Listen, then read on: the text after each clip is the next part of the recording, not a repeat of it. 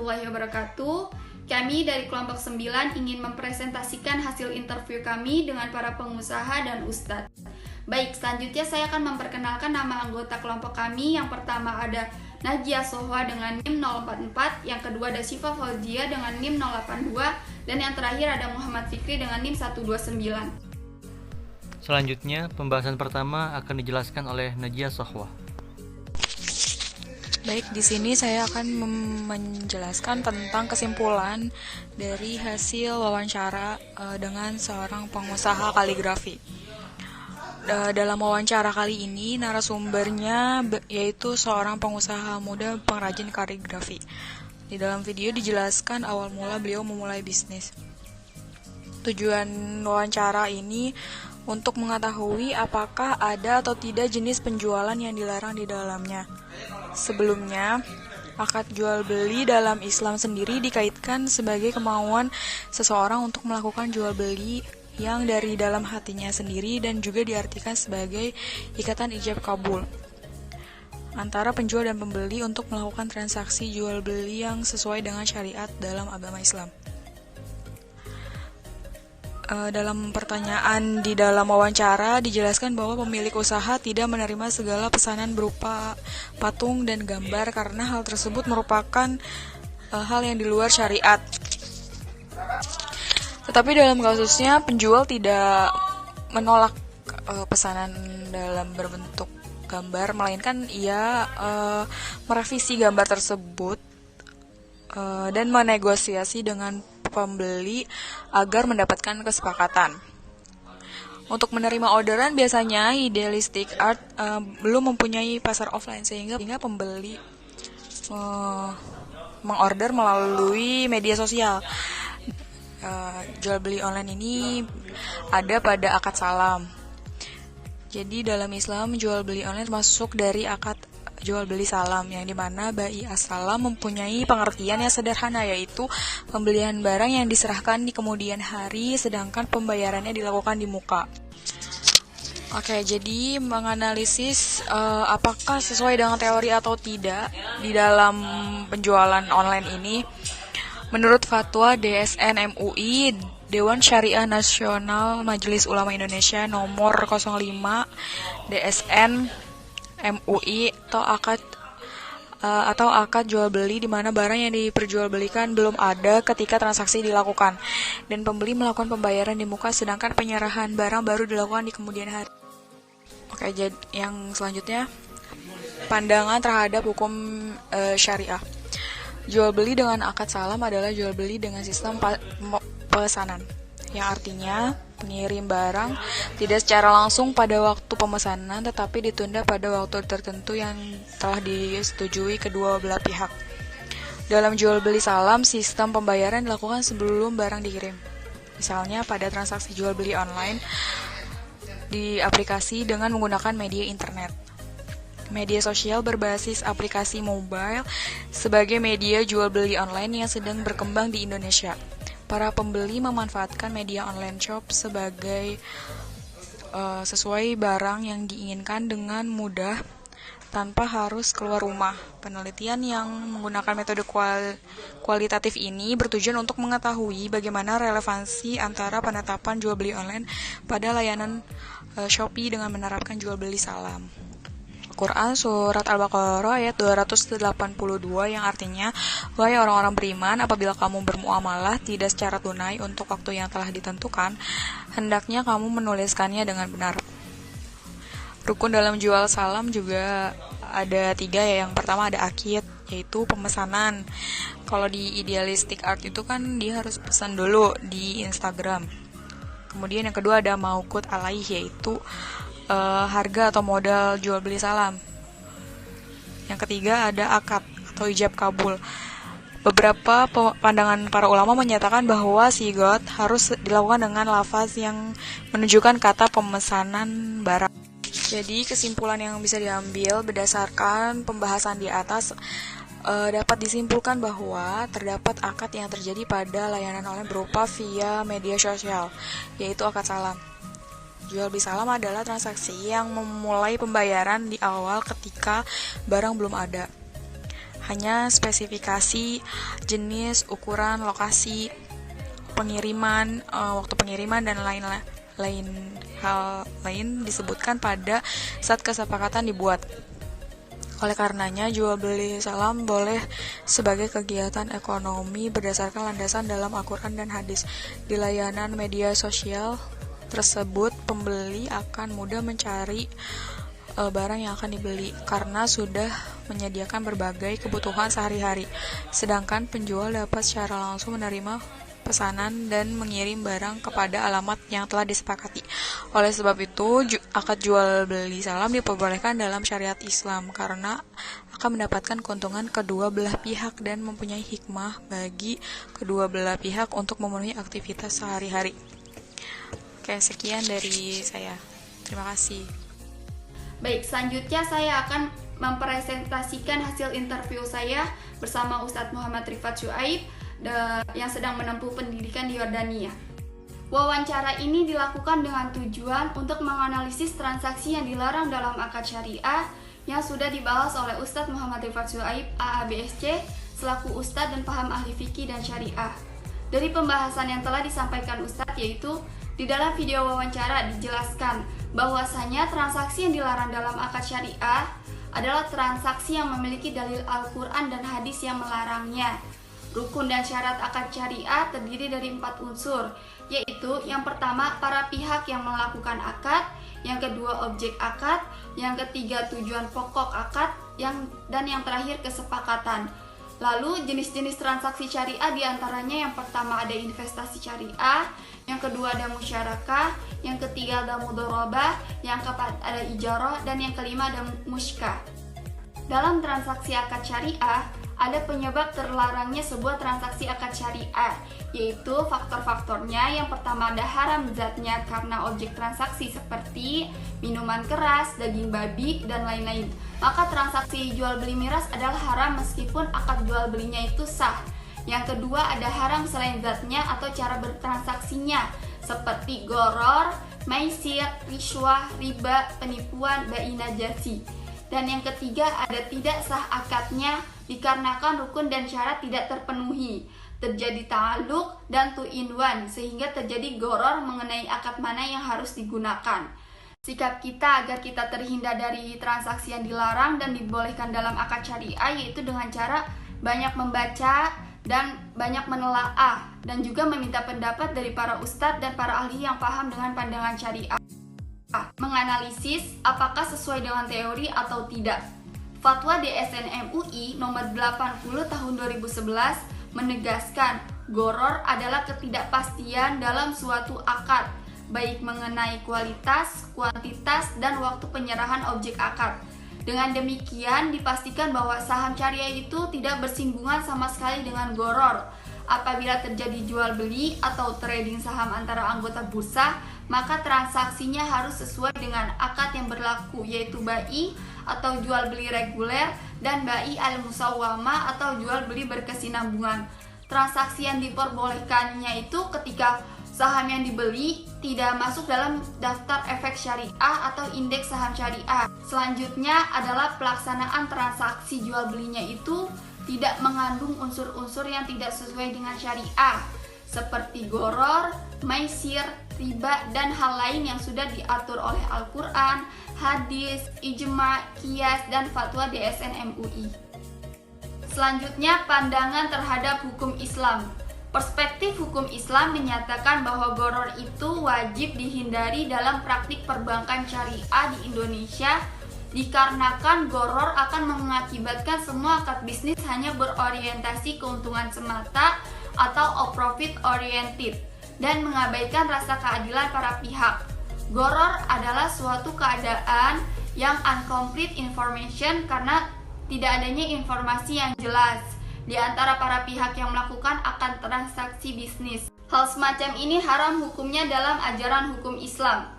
Namun meskipun dilarang dalam fikih, goror dapat dimaklumi jika beberapa kriteria berikut terpenuhi, yaitu yang pertama, dilakukan pada keadaan butuh atau hajat yang tidak bisa dialihkan kecuali dengan kesulitan besar atau darurah, dan dilakukan jika untuk mewujudkan sistem transaksi yang baik menurut ajaran hukum Islam. tetapi perlu dukungan dari umat Islam, yaitu dengan cara menerapkan konsep investasi dalam Islam. Baik, bismillahirrahmanirrahim. Di sini saya akan menjelaskan tentang analisis dan kesimpulan hasil dari wawancara dengan salah satu pengusaha, yaitu pengusaha buah-buahan, sayur-sayuran, daging, dan lain-lain, yang didirikan oleh Bang Tegar Ahmad Sulistyo, selaku CEO dari Dapur Ummah. Oke, di poin pertama yaitu tentang kesimpulan dari hasil observasi yang dikaitkan dengan teori yang ada di perbankan syariah. Nah, wawancara yang saya lakukan ini itu untuk tujuan untuk menganalisis akad-akad syariah di salah satu toko buah dan sayur, yaitu Dapur Ummah. Nah, kesimpulan yang bisa saya ambil di wawancara kemarin yaitu terdapat banyak sekali akad-akad syariah yang diterapkan di dalam Dapur Ummah. Di antaranya yaitu ada akad murabahah, ada akad salam, ada akad wakalah. Dan akad-akad ini tuh ternyata termasuk di dalam teori perbankan syariah. Namun tidak hanya di perbankan syariah aja berlakunya. Nah, akad ini juga berlaku di dalam suatu usaha. Nah, menurut ulama fikih, akad itu adalah hubungan antara ijab dan qabul sesuai dengan kehendak syariat yang menetapkan adanya pengaruh atau akibat hukum dalam objek perikatan, seperti itu. Lalu di dalam usaha Dapur Ummah ini, selain menggunakan akad-akad syariah di dalam transaksinya, toko ini juga menerapkan sistem kerjasama dengan masjid. Jadi masjidnya ini sebagai sahibul mal. Nah, si Bang Tegar ini di Dapur Ummah sebagai pengusahanya. Nah, akad sistem kerjasama ini kalau di dalam hukum ekonomi syariah sering kita sebut yaitu akad mudharabah. Nah, akad mudharabah ini bisa dipahami yaitu akad kerjasama antara sahibul mal, pemilik dana, dan mudharib, yaitu yang pengusaha, melakukan akad kerjasama untuk mengelola sesuatu agar mendapatkan keuntungan, di mana keuntungannya tersebut dibagi dua, nisbah bagi hasil, seperti itu. Namun nisbah bagi hasil itu sudah disepakati. Nah, di Dapur Ummah ini diterapkan si masjid sebagai sahibul mal dan si pengusahanya sebagai mudharib. Namun ternyata di pertengahan jalannya usaha, si pengusaha dan pihak masjid ini merubah kesepakatan yang tadinya dibagi hasil, tetapi 100% keuntungan sekarang sudah dialihkan ke masjid. Jadi 100% untuk masjid. Nah, si karyawannya bagaimana?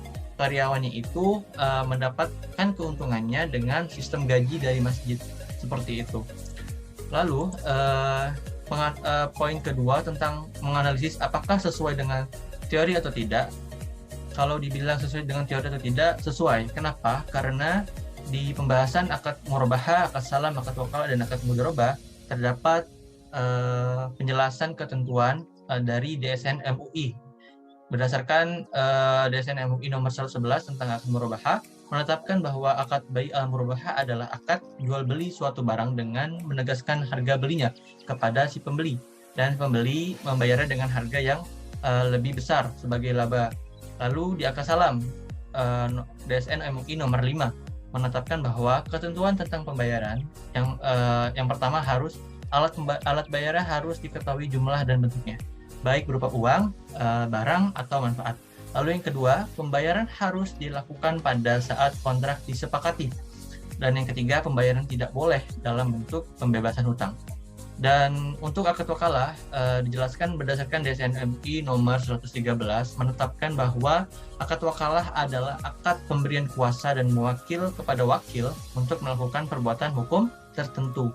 Kalau kita pahami yaitu perwakilan, lebih gampang ya. Kalau akad mudharabah ada di DSN MUI nomor 115 menetapkan bahwa akad mudharabah adalah akad kerjasama suatu usaha antara pemilik modal yang menyediakan seluruh modal dengan pengelola, dan keuntungannya dibagi di antara mereka sesuai nisbah yang disepakati dalam akad. Nah, jadi berdasarkan apa yang dikemukakan tentang akad-akad syariah tadi di dalam peraturan DSN MUI, ini dijalankan di dalam Dapur Ummah sesuai dengan teori yang ada di DSN MUI dan hukum ekonomi syariah.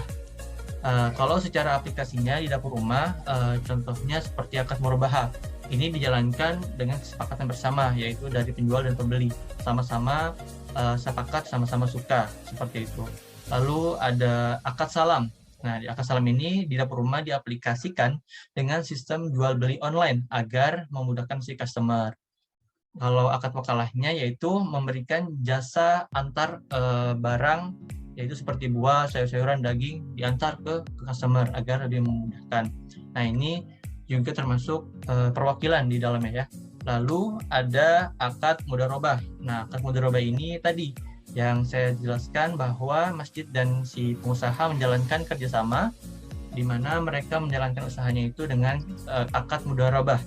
Jadi ada kesepakatan bagi hasil keuntungan di situ. Walaupun di akhirnya ternyata ada perbedaan kesepakatan lagi nih. Jadi ada pergantian kesepakatan, yaitu 100% keuntungan usahanya itu untuk masjid. Lalu karyawannya diberikan keuntungannya lewat gaji, seperti itu. Lalu pandangan terhadap hukum syariahnya, yang pertama yaitu akad syariah dapat diartikan sebagai kemitraan yang terbingkai dengan nilai-nilai syariah. Jadi kalau kita dengar kalimat akad syariah, dapat diartikan juga nih, kalau akad syariah ini pasti ruang lingkupnya dibingkai dengan nilai-nilai syariah. Itu sudah pasti. Lalu kalau menurut kompilasi hukum ekonomi syariah, akad syariah adalah kesepakatan dalam suatu perjanjian antara dua pihak atau lebih untuk melakukan atau tidak melakukan perbuatan hukum tertentu. Jadi akad syariah ini adalah kata kuncinya kesepakatan dalam suatu perjanjian di antara dua pihak. Jadi kalau nggak ada kesepakatan, nggak ada perjanjian, itu nggak ada ijab qabul ya, di situ nggak ada akad syariahnya. Jadi harus dilandasi juga dengan kesepakatan dan perjanjian sesuai dengan syariah dan perbuatan hukum tertentu, seperti itu.